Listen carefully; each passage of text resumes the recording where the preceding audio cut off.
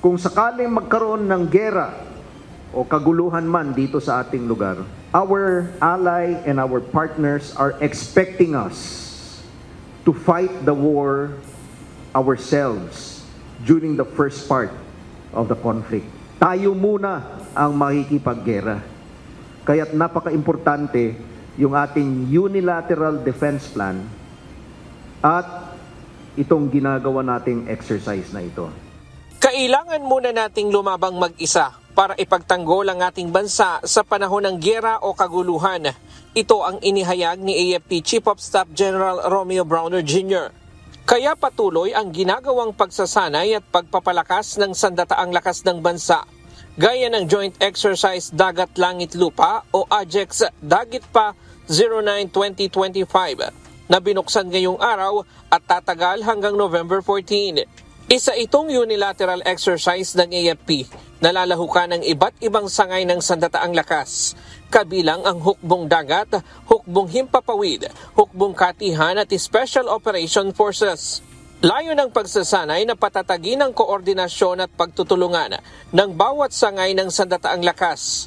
Paunlari ng kanilang mga taktika at pamamaraan sa pagsasagawa ng misyon sa himpapawid, karagatan at lupa. Sa sentro ang pagsasanay ngayong taon sa territorial defense, maritime security, cyber defense at information warfare exercises. Itong AJEX, tayo lang ito. It's only the Armed Forces of the Philippines together with the Coast Guard, together with the Philippine National Police, so that makita natin yung kung saan tayo, kung ano yung hangganan ng ating depensa. Sabi ni General Browner, nakahanda ang sandataang lakas na ipagtanggol ang ating bansa. Hindi anya nasusukat sa kagamitan lamang ang pagiging world-class ng isang sandataang lakas, kundi sa kasanayan. Kaya tuloy-tuloy ang kanilang pagsasanay at kaya nilang makipagsabayan sa ibang bansa. Pero sa ngayon, kulang ang mga resources ng bansa, gaya ng mga barko, aircraft, sensor at fighting capabilities. Kaya patuloy na pinalalakas ang AFP sa pamamagitan ng modernization program.